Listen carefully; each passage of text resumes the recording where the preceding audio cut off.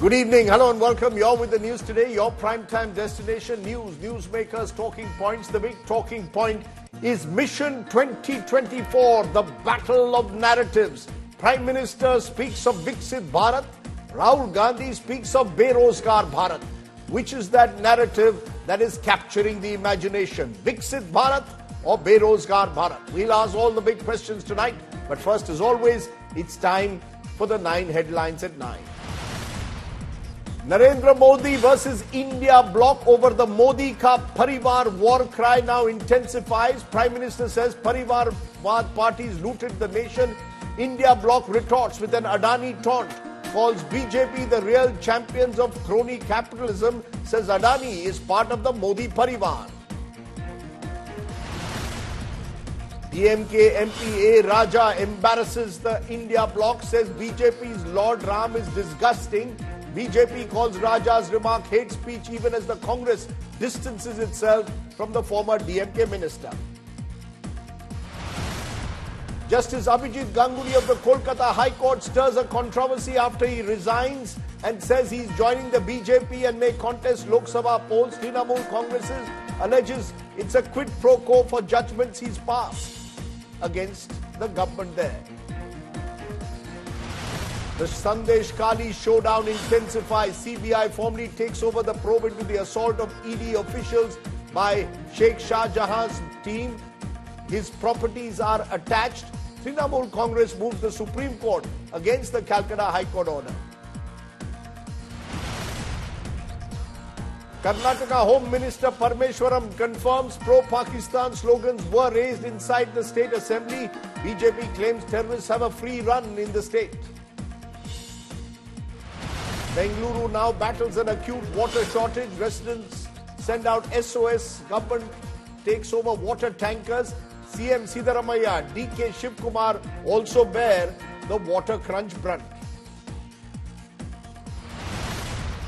Big relief for Karnataka Deputy Chief Minister DK Shivkumar. Supreme Court dismisses a 2018 money laundering case against him. DKS hails the verdict. And more accused arrested in the horrific gang rape of a Spanish tourist in Jharkhand's Dumka. State police arrests 5 more of the accused. Total 8 arrests have been made. And in a global first, France becomes the first country ever to make abortion a constitutional right. Parliamentarians vote to enshrine women's guaranteed freedom to abort.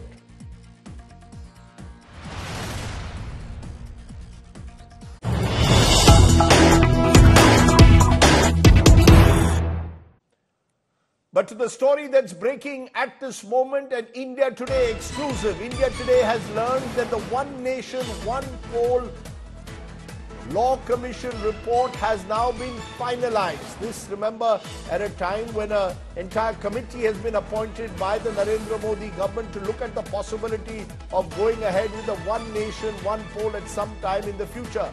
The Law Commission report, as accessed by India Today, suggests that the Commission is recommending that by 2029 the country should be in a position to have One Nation, One Poll. The report will be formally submitted, we are told, to the government next week. That's the exclusive story that we are getting at the moment. The report will recommend simultaneous polls from 2029. So One Nation, One Poll is on the anvil, is what is being suggested, at least what the Law Commission is recommending. I'm joined by Nalini Sharma, joins me live. Nalini, can you give us more details on that One Nation, One Poll? Well, absolutely, Rajdeep. There are some exclusive details that our colleague Anu Sharda has got from the Law Commission. And essentially what the report is going to recommend is that over the course of the next 5 years, the assembly elections or the assembly polls should be synchronized within 3 phases. So by the time it's time for the 2029 general elections, there can be, in fact, simultaneous polls that can be held with the state legislative assemblies along with the Lok Sabha. The second thing that they're going to recommend is likely going to be an amendment to the constitution itself, where they are likely to add a new chapter or a new part on simultaneous polls and how they are going to be conducted.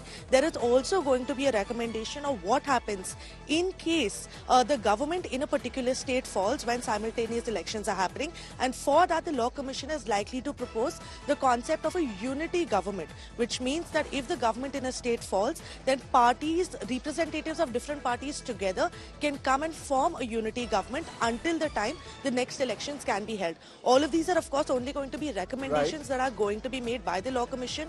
The report is likely to be submitted next week, but throughout the course of the next 5 years, they're going to try and implement this to ensure that by 2029, we can have simultaneous elections across the country. But Nalini, we've already got a committee which is looking into it, headed by Ramnath Kovind, the former president, appointed by this government to look into the possibility of one nation, one poll. They've been meeting various people. So will the Law Commission's recommendations now be part of that report, which the Kovind committee is expected to submit to the government at some stage in the next few months? Well, Rajdeep, this precise question we'd asked to the Law Commission chairperson, Justice Rituraj Awasthi, who was earlier a High Court judge, and what he'd said was that the Law Commission was constantly in touch with a high-powered committee that was being led by the former president, and that the recommendations were being shared by with them as well. But at the same time, the Law Commission report is going to be completely independent from the report that will be given by the high-powered committee that has been set up specifically to look into this aspect. And as the Law Commission is the designated authority to make these recommendations, they will be filing their independent report as well. But at the same time, both the committees are in touch with each other. They are coordinating. In fact, the Law Commission chairperson has also been part of the meetings that have been conducted by Mr. Ramnath Kovind. But it remains to be seen exactly when this report comes out. Next week is when we are expecting it to be submitted to the government. But how soon the government will act upon it, it's something that remains to be seen. Okay, Nalini Sharma, with those details, clearly the Law Commission now seems to be echoing what several top leaders in the government are saying, that one nation, one poll could become a big idea in the next few years. Appreciate you joining us. Now, all of this is for the future. The fact is, we are here and now looking at a Lok Sabha election that's to be announced next week, with the campaigning already beginning. Prime Minister Narendra Modi is touring state after state. Congress MP Rahul Gandhi is on his Bharat Jodo Nyaya Yatra, that is crisscrossing the Hindi heartland at the moment. The campaign speeches by Mr. Modi and Rahul Gandhi are giving a glimpse of what the issues could be in this election fight. On the one hand, the Prime Minister in every speech is talking about his dream of a Viksit Bharat. On the other hand, Rahul Gandhi is focusing on what he says is the Berozgaar Bharat, the challenge of providing people jobs and employment. That's going to be my top debate today. Take a look at this. Viksit Bharat on one side versus Berozgaar Bharat on the other.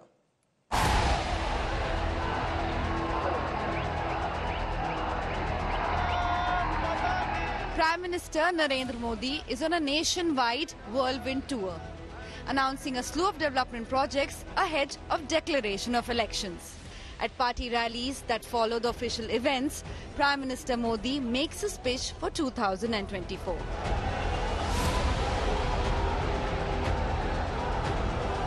अब की बार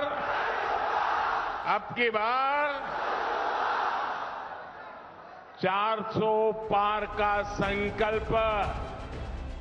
Vikas, Virasat and Vishwas. His speeches are peppered with these catchphrases. देश में मोदी ने देश को एक और guarantee दी है, और मोदी की गारंटी है मुफ्त बिजली देने की, zero bill. In Odisha on Tuesday, as in other states, he promised jobs, higher income and brighter future. Odisha में 2 लाख करोड़ रुपए से ज्यादा का निवेश हुआ है. ओडिशा के नौजवानों का भाग्य बदलने वाला है.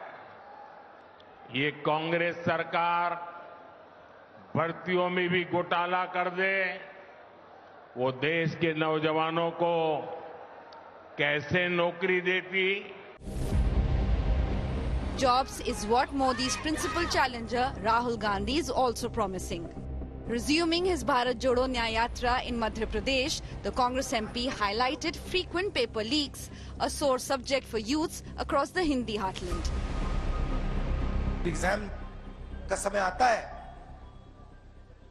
गरीब बच्चा इस साइड देखता है, वही 2-3-4% लोग सुबह आते हैं, उनके मोबाइल फोन पे 2-3 दिन पहले पेपर आ जाता है, पेपर लीक हो जाता है।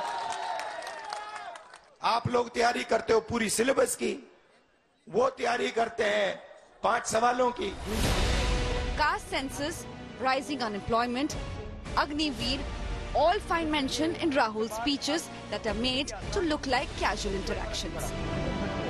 अब अग्निवीर लागू कर दिया, इसमें कहते हैं देखिए 4 लोगों की भर्ती होगी, 4 में से 3 को हम निकाल देंगे। वो 3 पता है कौन से निकलेंगे? एसटी, एससी, ओबीसी, वो निकलेंगे। If Modi is promising prosperity, Rahul is attempting to puncture the development story being sold by the BJP. Viksit Bharat versus Berozgaar Bharat. Which narrative will carry the day? Bureau Report, India Today.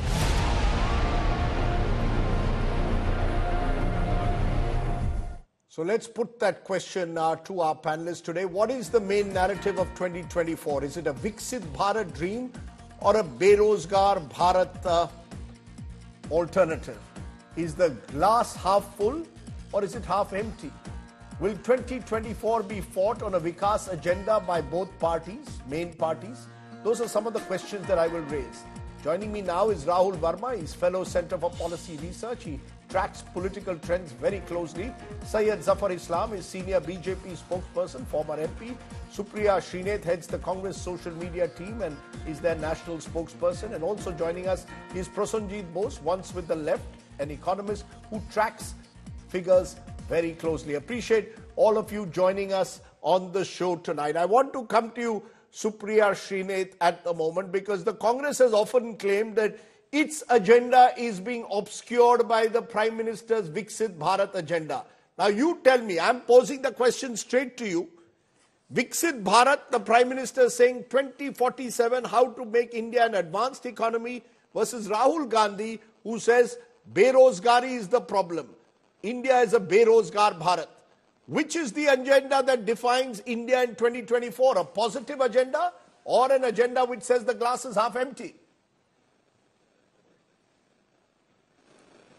Let me just lay bare some facts before you. The Prime Minister increasingly of this country lives in La La Land.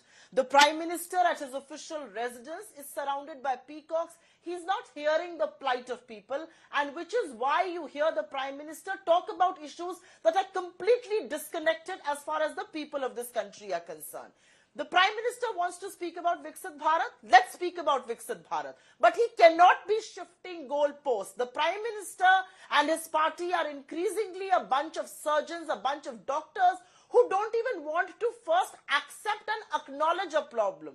How on earth are they going to resolve it? How on earth are they going to find solutions? And that has been the story since 2014. No, tell me what are, according to you, the top 3 problems. I'll come to then to Syed Zafar Islam for his definition of Viksit Bharat, but tell me what are the top 3 problems as the opposition sees it. Let's now not go and get into rhetoric. Let's look at facts. Viksit Bharat. I am telling you what the problems resounding on the ground are. So tell me the top 3. On the ground are unemployment, problem number 1 to problem number 10. There is daylight and then there is anything else. Unemployment. High prices is a huge issue, and the deepening income divide in this country. The rich becoming richer and the poor becoming poorer, happening at the behest and facilitated by government policies. Those are the real issues. Those are the issues that people in India are being impacted by. Those are the issues that people are reacting to. Those are the issues that people are articulating unlike the Prime Minister and his bunch of pom-pom people and cheerleaders who want to tell him something otherwise. Okay. The Prime Minister is in la-la land, disconnected by issues on the ground. So am I right? That is the gruesome reality of India. Am I right, therefore, in saying that you're saying problem 1 is unemployment, problem 2 is unemployment, problem 3 is unemployment? Yes or no before I move ahead? 1, 2, 3, as far as you and the Congress are concerned, Rajdeep, is unemployment, unemployment, unemployment. Correct? Raj,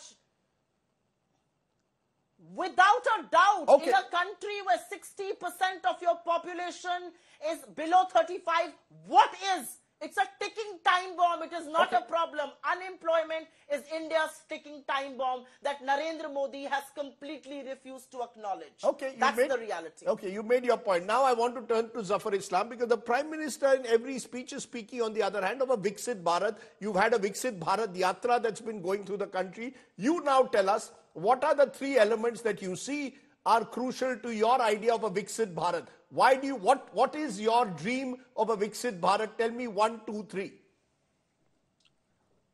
Rajdeep, first of all, let me address the concern she has raised. As far as unemployment is concerned, it is the lowest now at 3.1%. Today's report, you can see it is the lowest in the last 10 years, 3.1. Unemployment rate is 3.1%. Second, she was talking about income level.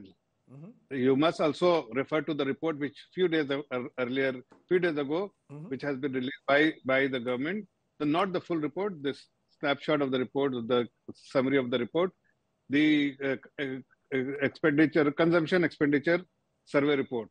That also suggests that inequality is declining, the unemployment rate is declining, the poverty is elevation program which government has run has benefited the common man on the street.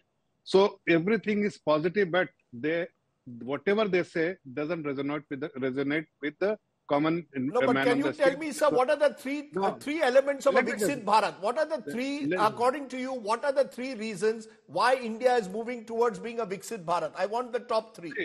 See, the vision of the Prime Minister and the mission of the Prime Minister is to make India a developed nation.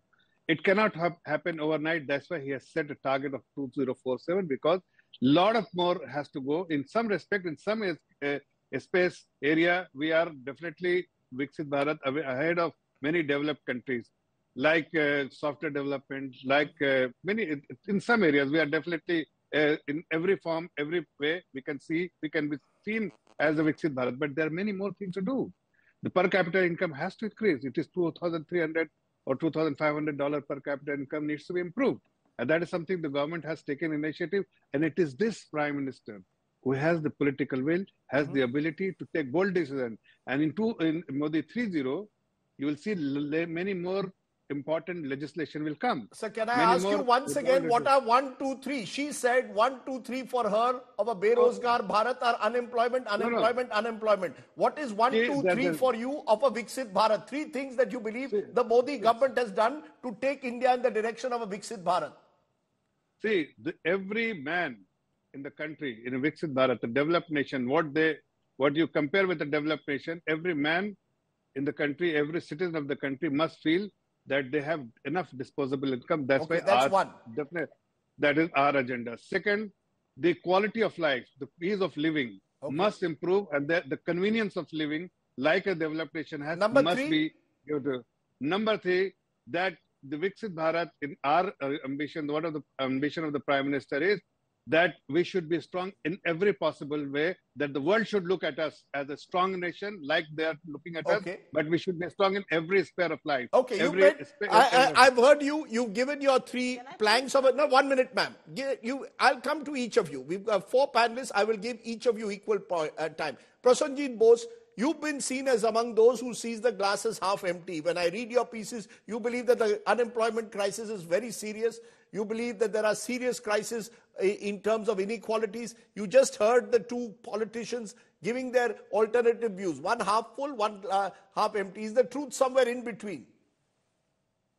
I think that it's not only a question of half full or half empty. There is something which are facts. And if you look at the government's own statistics, the periodic labor force survey, which is brought out by the government itself. The labor ministry brings it out now every year. And as per the government's own statistics, the BJP spokesperson should clarify whether he is aware of these figures, that even today, the 3.2% he is saying, unemployment rate, that is way above what it was 10 years back. And if you look at the entire 10 years of the Modi regime, the average unemployment rate is at a 50-year high. This is as per government statistics. All right, this is nothing, it has got nothing to do with the opposition or any figures that have been made up. No, the PLFS survey does show a declining unemployment. Let's be factual. Wait. It has declined from a very high level. It is still, the latest figure for last year is still at a level which is over 1% more than what it was in 2011-12. Okay, that is a fact. So it may have declined. Please don't forget, Rajdeep, that India has one of the lowest worker population ratios in the world.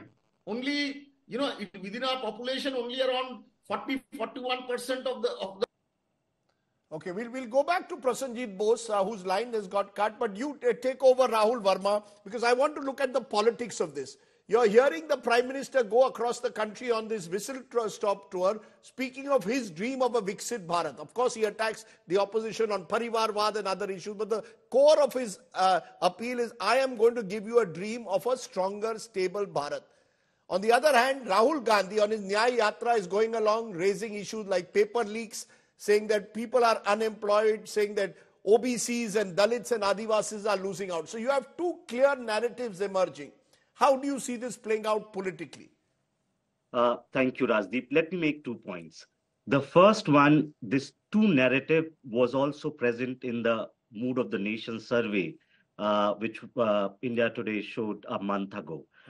What we saw in that survey, that there is a disjunction between what voters think on questions related to economy and how they are behaving politically. Price rise, unemployment, there was high concern. There was support for nationwide caste census. So all of these things are there, and a large number of people agree with these issues. But on the political side, they seem to be thinking that Modi government is doing well. PM Modi remains popular, and people are much more likely to vote for BJP in comparison to past. So what this suggests, that perhaps voters do not have enough trust on opposition to be able to deliver on some of those issues which concerns them. And this is where I think the opposition has to perhaps work harder. And what Prime Minister Modi has been doing for last 10 years, he continues to spin a very, very positive political campaign while keeping some of the attacks alive. Where opposition, to my mind, is missing, that along with the attack, they don't have a positive plan. They don't have a blueprint to show that in these states we came to power and we have transformed the state in 5 years or 10 years. So I think that remains a problem area for the opposition. The second point, and this is very important, we now need to have a serious and honest conversation about unemployment. No party or no government will be able to generate jobs as they are promising. The way the world is moving, most economies are seeing a jobless growth. And this is going to be a serious issue. So unless we tamper down people's expectation that there are lesser and lesser jobs, and we'll have to find other ways to create so that people can earn livelihood, we can keep selling this snake oil. This is not going to work. Okay. And related point, think of it. There is no economy on this planet which has been able to grow without moving a large number of people from agriculture to manufacturing and then to services area. And if we are not going, like if we continue to do politics on agriculture and farmers issue, we will have a serious problem in our hand in future. Okay, I've heard you patiently. I want to put out a graphic and then I want to get Supriya and Syed Zafar Islam back into this. Viksit Bharat, is it real or hyped?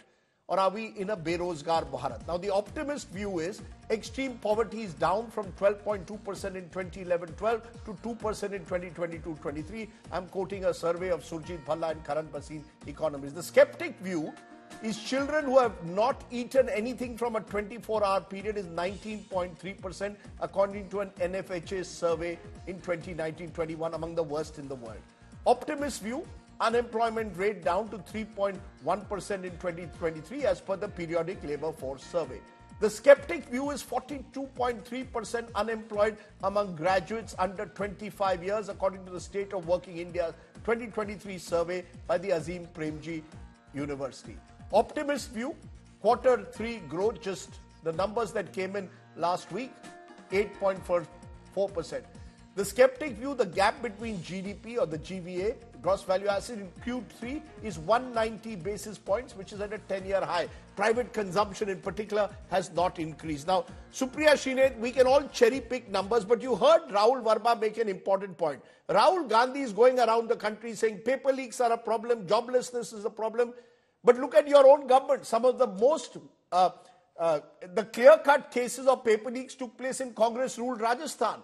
The worst job figures, unemployment figures were in your Congress-ruled Rajasthan. So you've got to provide an agenda. How are you going to change it? It's one thing to attack the Modi government. What does Rahul Gandhi and the Congress have to offer to end the Berozgaar Bharat into a Rozgaar Bharat? Before I answer the direct question that you have placed, I must appreciate the point that Rahul Verma made in passing. He obviously made the point about jobs shifting out of agriculture to other vocations. Under the Modi government, job creation, people who have gone back to agriculture, has actually gone up. Job creation, not just in manufacturing, but even in services, which is our stay hold. 70% of our jobs is in services. Ma'am, can you tell me what your agenda is? I want to know your agenda. Forget about Prime Minister Modi. Tell me what you're offering. Don't be so impatient, Rajdeep. Please. You interrupted me.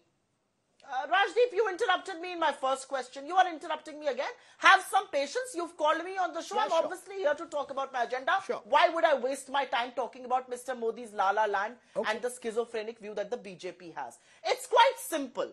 I think the 5 pillars that the Congress is talking about is our agenda. And while you can keep lambasting our government, the reality is that the kind of welfare schemes that we are putting or we have put in place in Rajasthan, or while we were in power in Chhattisgarh, or now in Karnataka, Himachal and even Telangana, are the schemes that Mr. Modi himself is copying. That's the reality. Mr. Modi was forced to give subsidized cylinders to people in Rajasthan, a scheme that we started. He's in government in 17 states. He should be ideally How are you going to provide jobs and plug paper leaks all across the country? But that's not the point. That is not the point. The point that I'm trying to make is, when you want to create jobs, you want to ensure that agriculture remains remunerative for people who are involved in it. And which is why MSP being a legal guarantee is something we stand for.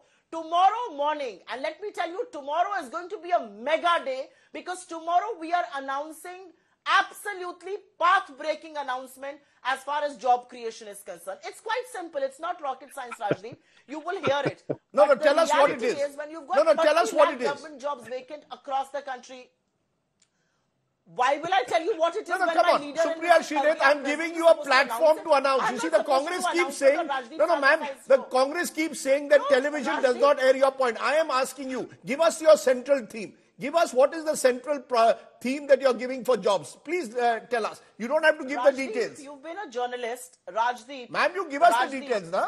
You give us the central theme. You have been a journalist for over 30 years, Rajdeep. 35. You actually expect me to preempt an announcement that my leaders are supposed to make tomorrow. I mean, what sort of maturity of a debate is this?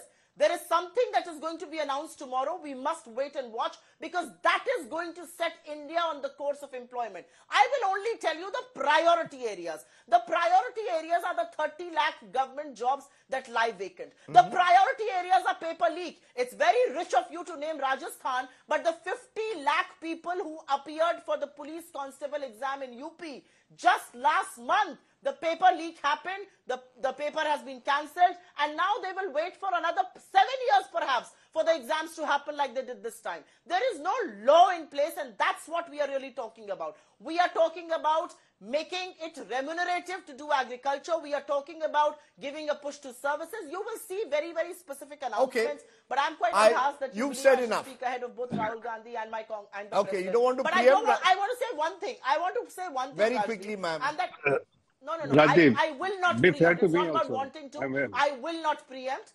No, please wait.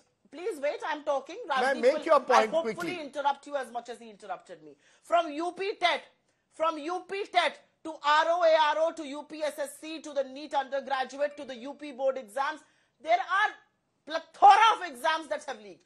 Does the Modi government realize what a paper leak does to individuals? You are talking about the glass half empty. I was in the yatra for multiple days, and I will go back and join that yatra.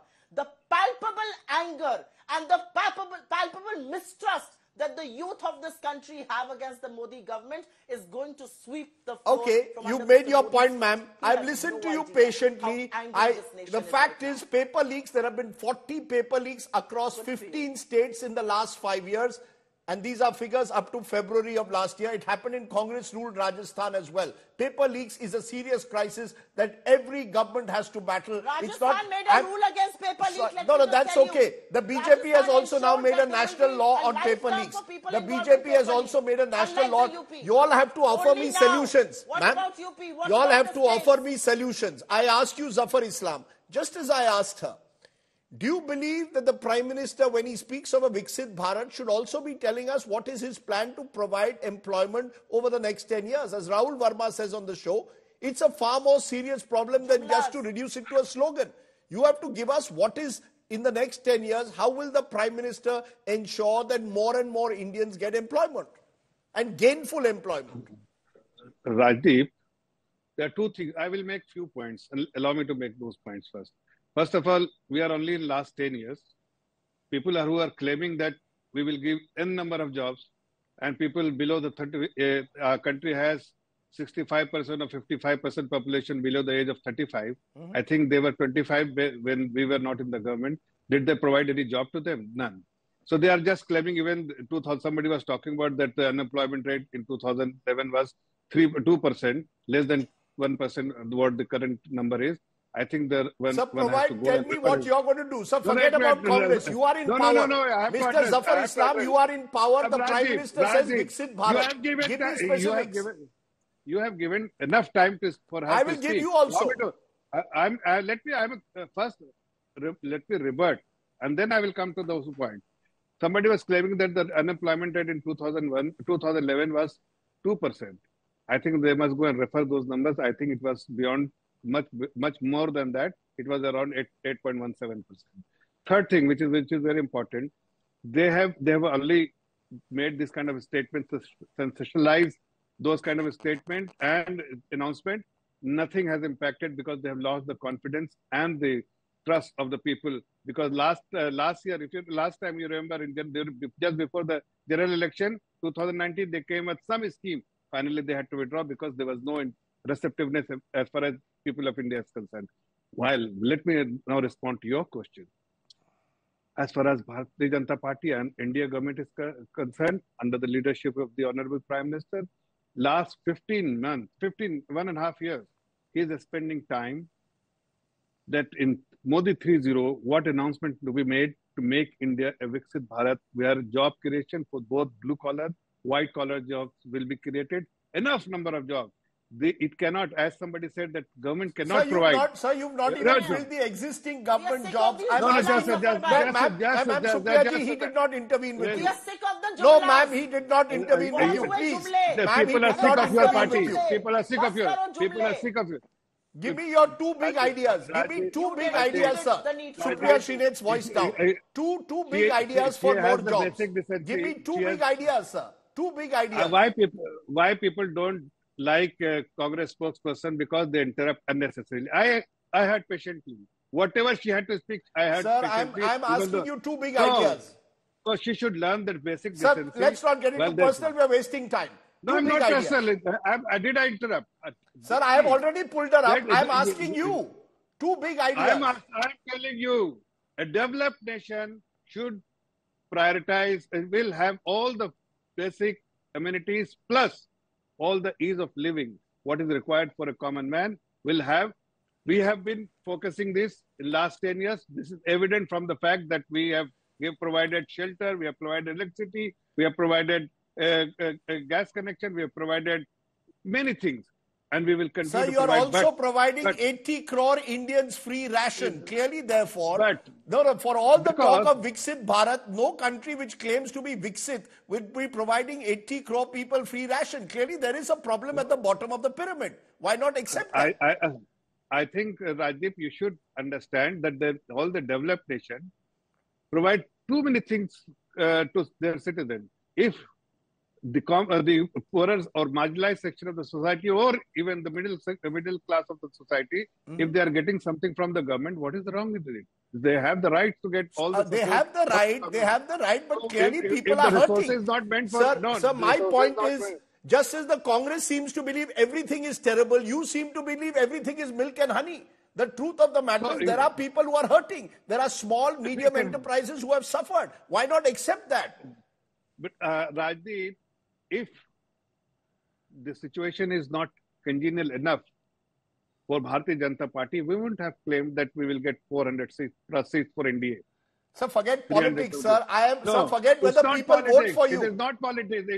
You ask the common man on the street, you will get the response. They are happy. Okay, you're saying the common man is happy. Okay, that's a point. The government has a governance model. The government has a governance model to ensure that there is a effectiveness and fairness in everything what they do.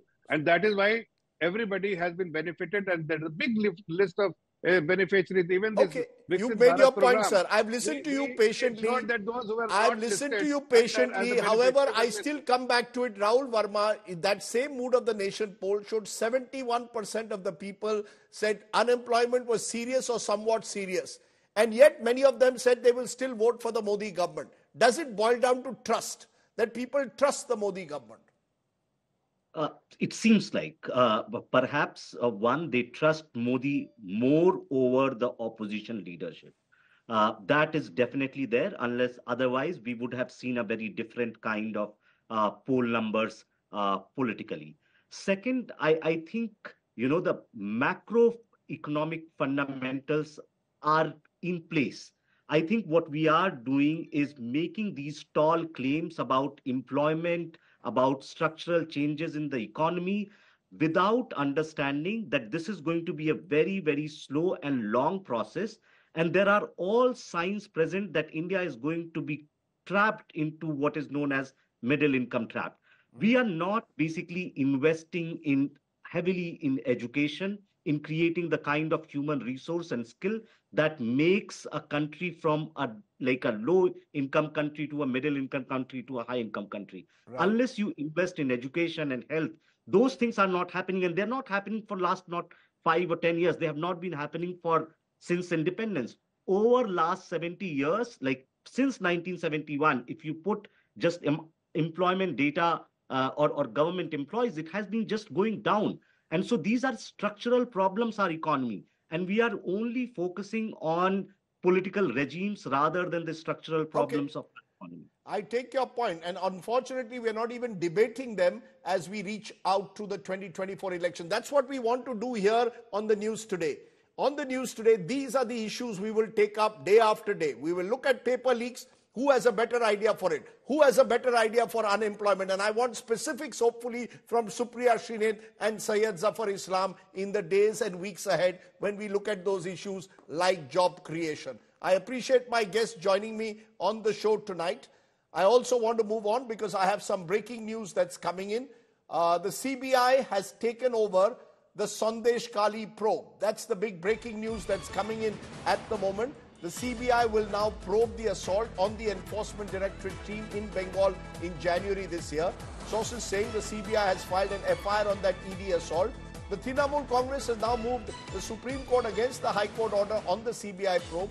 Meanwhile, properties of the aides of Shah Jahan Sheikh, the prime accused, have been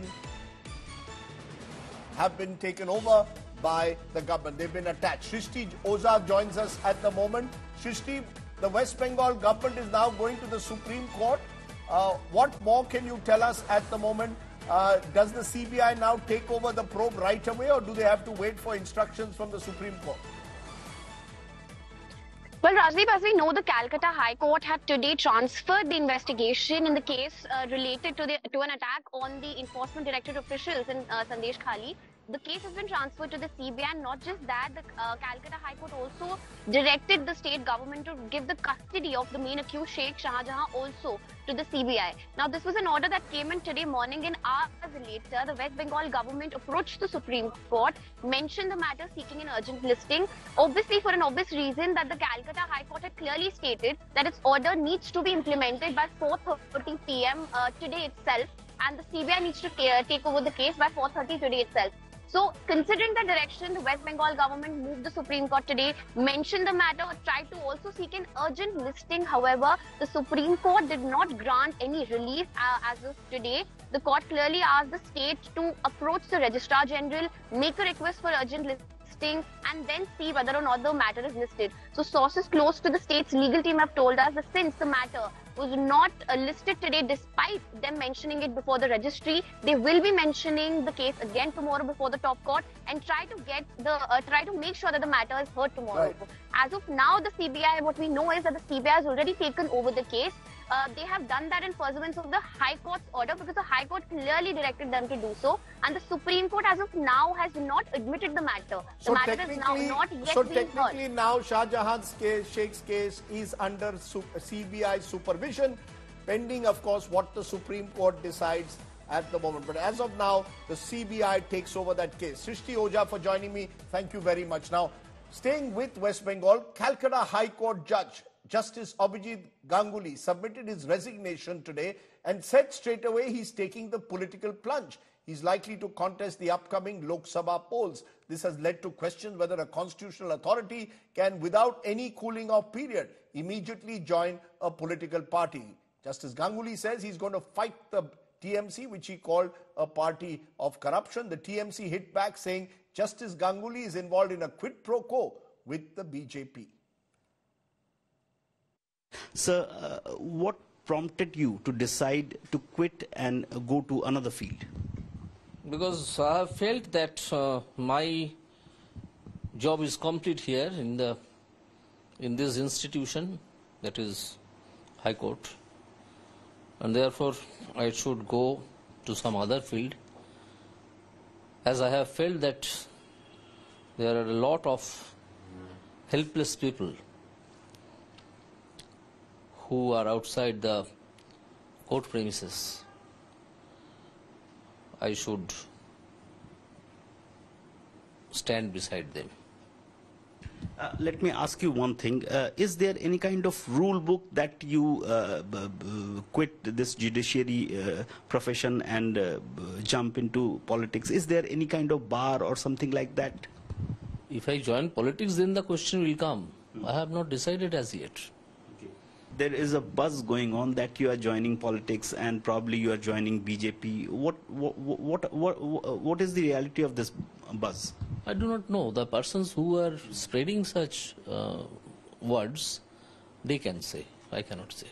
Ruling party TMC especially has attacked you. Even previously we have seen that they have attacked you on your decisions, especially the decisions on CBI inquiry. Yes. And recently we have seen that Kunal Ghosh has also tweeted and said that your decision, if you join politics, then your prior verdicts will come into question. No, they do not know the law. They do not know the law. All these allegations are wholly baseless and incorrect. They let them file a case there for setting aside my judgment, then they will know the law.